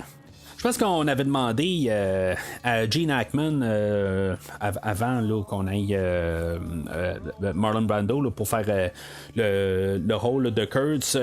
Je suis pas mal sûr que ça aurait été quelque chose là, de carrément différent. J'enlève rien à Gene Hackman, mais dans tout ça, là, je pense qu'on a tout bien choisi là, dans le film aujourd'hui. Je trouve ça plate un petit peu d'un côté là, pour le personnage de chef, que lui en bout de ligne, il va être tué hors caméra. Il va appeler une radio pour, dans le fond, appeler des secours pour qu'il fasse une attaque aérienne. Puis, dans le fond, il n'y aura pas de suite à ça. Je trouve ça un petit peu étrange, quelque part. C'est en bout de ligne, on peut supposer que quand il a commencé à appeler là, pour l'attaque aérienne, finalement, il y a quelqu'un qui est apparu en arrière de lui puis qui l'ont ramassé. Fait que, tu sais, dans le fond, le personnage là, de Willard, lui, il est gardé en vie pour, dans le fond, essayer de comme excuser quasiment là, le déroulement là, de comment que Kurtz a agi. Je dis excuser, c'est juste un peu pour que les gens comprennent un peu comment il a été.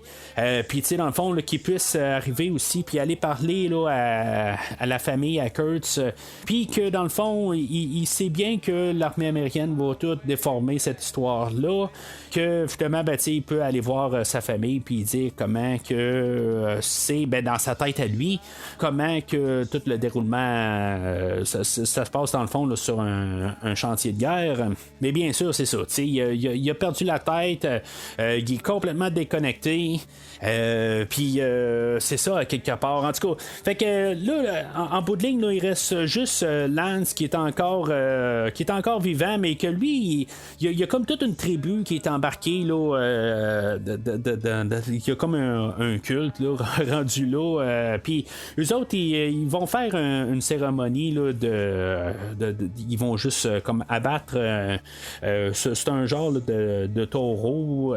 Ça j'aime pas ça honnêtement là, savoir là, qu'ils ont vraiment là, tué un animal. Oui, supposément que la tribu là, tous les gens qui ont engagé là, pour cette scène là, c'était un rituel qu'ils faisaient puis que dans le fond ils ont jumelé ça avec la mort à Kurtz.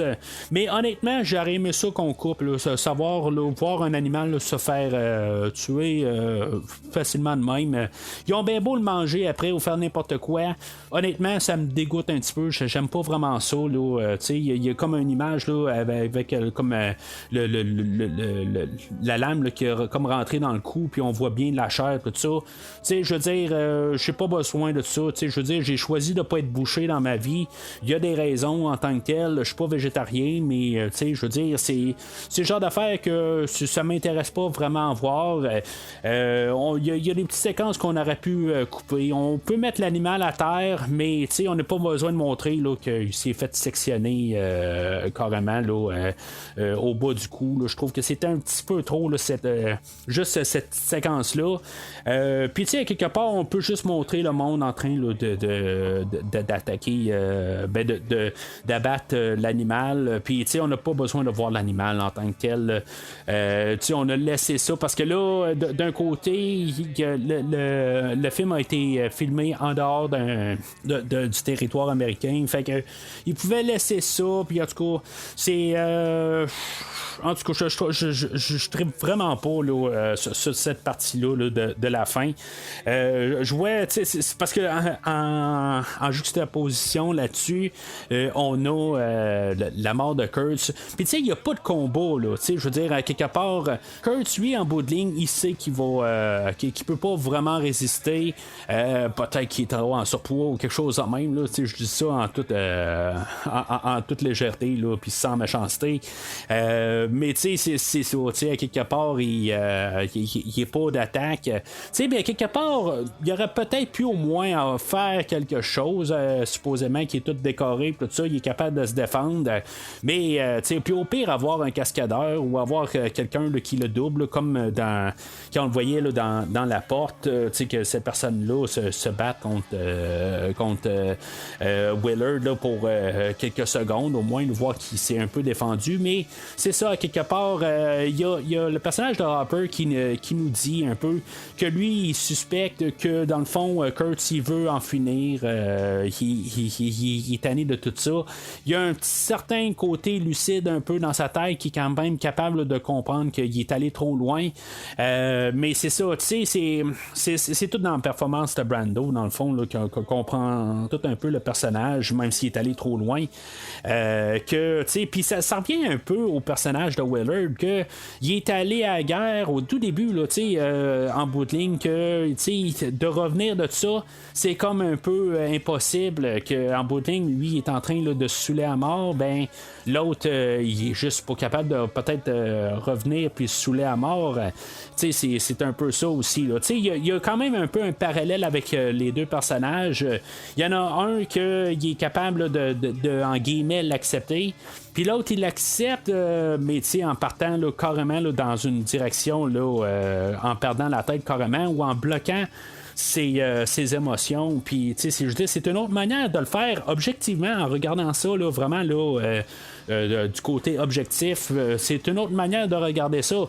C'est juste que c'est faire ce qui fait là, qu'on est tous des humains. Là. Alors, le film finit pas mal là, quelque part. Il va sortir là, du temple. Puis, dans le fond, il regarde ça comme une fin là, que, dans le fond, Willard tue le roi, puis il fait comme prendre le rôle du roi. Mais, lui, il va laisser tomber son arme. Un peu pour montrer que la guerre est finie. Puis, dans le fond, il n'y a pas besoin de tout le temps avoir un genre de tyran là, sur eux autres. En bout de ligne, ben, ils peuvent être libérés. Puis on suppose qu'eux autres vont partir, il va partir avec Lance, puis dans le fond, la mission est terminée. Honnêtement, je me suis dit quand même pourquoi est-ce qu'on a le colonel Colby qu'on a vu un peu plus tôt, qui est joué là, par Scott Glenn. Pourquoi qu'on l'a vu, pourquoi qu'on l'introduit, ça sert absolument à rien. Je pensais à quelque part qu'il allait peut-être arriver, puis tuer le personnage là, de Willard, ou qu'on aurait pu avoir un combat avec Scott Glenn puis Willard, là, que les deux auraient pu se battre au lieu de que ce soit le Kurtz, puisque en tout cas comme je dis là, je dis rien de machin, mais à cause que peut-être qu'il était pas assez en forme là, pour se battre vraiment, on aurait pu faire ça, mais c'est ça, c'est pas le but du film à quelque part. Je pense qu'on veut juste nous faire passer là, juste un genre d'idée là, de qu'est-ce que les ravages là, de la guerre du Vietnam a fait là, aux soldats. Là. Ou, comme je dis, peut-être qu'il aurait pu arriver, puis juste arriver de nulle part, que M. Colby arrive, puis il fait juste arriver de nulle part, puis je pensais que c'est ça qui allait arriver. De mémoire, je me disais, me semble que Willard survit à la toute fin, mais peut-être que je me rappelle pas, c'est tellement loin, qu'il va sortir de la foule, puis qu'il va poignarder carrément Willard, puis que finalement, il va rester juste Lance à la toute fin, que lui va partir en bateau. En tout cas, je me dis, je sais pas si ça aurait été une bonne fin, là, rendu là, mais tu sais, je pense pas que ça aurait été bon à qu'est-ce qu'on veut dire dans le film, quelque part. Je veux dire, on fait tout, mais en même temps, on se fait tuer de n'importe quand. Ça aurait pu même marcher dans tous les sens. Là, il fait sa mission, mais en bout de ligne, il se fait poignarder dans le dos, n'importe quoi. Là. C'est juste que je pose vraiment la question de ça sert à quoi là, d'avoir le colonel Colby là-dedans.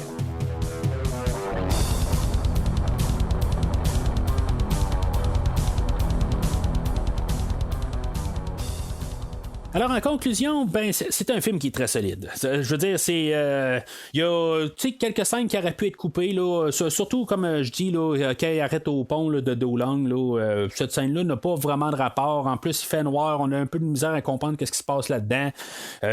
C'est pas très long, là, c'est peut-être 5 minutes. Là, c'est peut-être l'arrêt qu'ils vont faire qui est le moins long.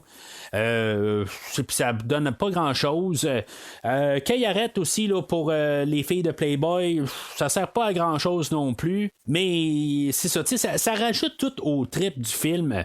Je veux dire, c'est un monde qui est comme un peu j'ai pas vécu la guerre du Vietnam, puis d'après ce que je peux entendre, il y a des choses vraiment étranges qui s'est passées pendant cette guerre-là, fait que je sais pas s'il y a des choses qui sont vraiment comme pris ou inspirées là, de choses réelles. Je peux pas vraiment confirmer ça, mais à quelque part, je serais pas surpris là, qu'il y a des choses là, qui soient peut-être pas à 100% dans la réalité, mais qui soient très là, probables. Ce qui est, comme j'ai dit, là, le taureau qui se fait tuer à la fin, je ne tripe pas là-dessus. Mais à part de ça, je veux dire, il y a juste vraiment là, quasiment juste du positif à dire sur le film. Là. Brando, là, sa performance, qu'est-ce qu'ils ont apporté à la toute fin. Comme on construit, puis j'ai juste tombé avec le face-à-face ultime à la toute fin. Je veux dire, c'est vraiment tout qu'on a construit. Puis je pense qu'on n'aurait pas pu faire ça si on aurait raccourci le film comme j'aurais pas dire en dedans de 2 heures. Je pense pas qu'on aurait eu le même impact. Je pense que c'était toute la construction de faire le film pour en arriver là. Je trouve que on arrive à la toute fin, puis le payoff est phénoménal. Honnêtement, là, je trouve que c'est vraiment une des meilleures fins là, une des meilleures fins. Je veux dire, ça je veux dire, je suis captivé. Oui, il y a 3 versions au film. Peut-être que la Redux est un petit peu trop longue, mais je regardais quand même vos commentaires, puis Olivier Simard, là, dans le fond, qui est son film aujourd'hui, dit que c'est la version en guillemets définitive, puis endossée par Coppola pour faire le film. C'est sûr qu'en tant que tel, c'est sa dernière vision du film. C'est sûr qu'il va endosser la la version d'aujourd'hui, puis s'il refait une autre version là, dans 15 ans de tout ça, ben au 50e anniversaire, ben tu sais, il va encore endosser cette version-là. Tu sais, je veux dire, en tant que tel, c'est tout le temps ça un peu. Ils sont toujours en train d'endosser la version récente. Puis après ça, ben tu sais, il parle de l'autre version, puis il dit ben c'était pas vraiment la vraie version que je voulais faire, tout ça. Tu sais, en tout cas. Fait que il y a toujours de la contradiction. Mais en tant que tel, je suis d'accord que la version Final Cut, elle a un peu du Redux. Puis c'est dans le fond, c'est un agrandissement là, de la version théâtrale qui est peut-être, comme j'ai dit, là, le campement là, où se arrête chez les Français. Là, je pense que c'est quasiment essentiel, dans le fond, pour garder un peu la cadence du film, puis ça fait que dans le fond ça tombe être supérieur à la version théâtrale là. Et les visuels, c'est quasiment contradictoire ce que je dois dire. Le sens de la réalité qui n'a pas de sens, j'aime bien ça, honnêtement aussi. Là, avec Robert Duvall là, qui est là, en train là, d'envoyer du monde en train de faire du surf. Toutes ces idées farfelues-là qui arrivent, je veux dire, j'embarque dans l'atmosphère qu'on fait. C'est comme il y a toujours quelque chose pour nous garder captivés que 3 heures, c'est sûr que j'ai eu de la misère à tout le temps masser, puis je veux dire, pendant 3 heures devant le film, il y a toujours quelque chose qui se passe au travers de ça. Mais quand je rembarque dans le film de suite, je suis captivé. C'est pas quelque chose là, que c'est parce que c'est juste que c'est long, que c'est bien difficile là, de rester pendant 3 heures devant le film. Mais j'ai pas d'emmerdement. Je veux dire, j'embarque là, à tous les moments là, dans ce film-là. Fait que c'est un verre là, très très puissant là, pour le film d'aujourd'hui. Alors, dans le temps, le film a été reçu plus ou moins bien, là, dans le fond, pas plus nécessairement dans le moins ou dans le négatif, là, mais les critiques étaient pas mal là, mixtes. Mais finalement, c'est ça. Éventuellement, là, c'est devenu là, le film culte là, que c'est. Mais pour un film là, qui a coûté là, un peu plus de 30 millions à faire, il est quand même rentré là, dans son argent. Puis, dans le fond, M. Capola a pu garder sa maison, puis son profit qu'il a fait là, de son film précédent. Là.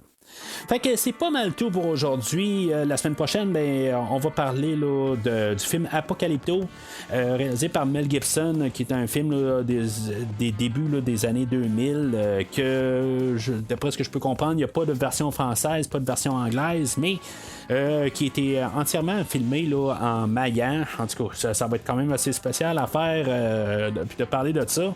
Entre-temps, n'hésitez pas à suivre Premier Visionnement sur les réseaux sociaux, Facebook, Twitter. Commentez sur le podcast d'aujourd'hui. Si vous êtes d'accord avec moi, si mettons pour vous, il y a quelque chose qui marche pas, peut-être que pour vous, Brando, c'était pas le meilleur bout du film. Je veux dire, en tant que tel, je suis pas en train de dire que c'est nécessairement tout le temps le meilleur bout, mais je veux dire, c'est tout le chemin pour s'y rendre et finalement, pour finir avec ça, je trouve que, je veux dire, c'est tout le temps de mieux en mieux. N'hésitez pas à en commenter là, sur les réseaux sociaux, Facebook et ou Twitter, ou repartager même la publication sur votre feed ou à un endroit que vous pensez qu'il y a des gens qui pourraient être intéressés à écouter le podcast. Mais sinon, d'ici le prochain épisode, ressentez cette odeur de gaz. C'est l'odeur de la victoire.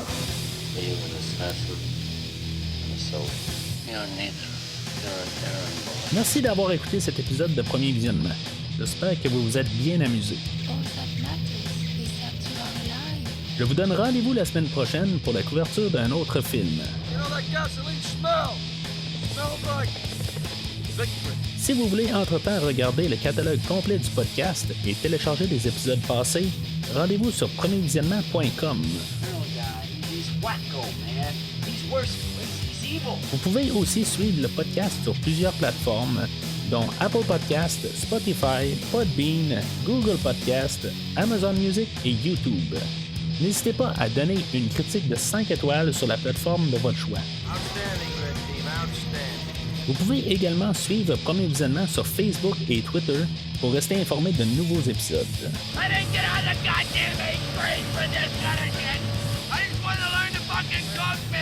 premier visionnement a besoin de votre aide pour grandir. Vous pouvez partager le podcast avec vos amis qui s'intéressent au cinéma de tout genre. En espérant vous voir au prochain épisode. I worry that my son might not understand what I tried to be. And if I were to be killed, I would want someone to go to my home and tell my son everything. Because there's nothing that I detest more than lies. And if you understand me, Lord, you will do this for me.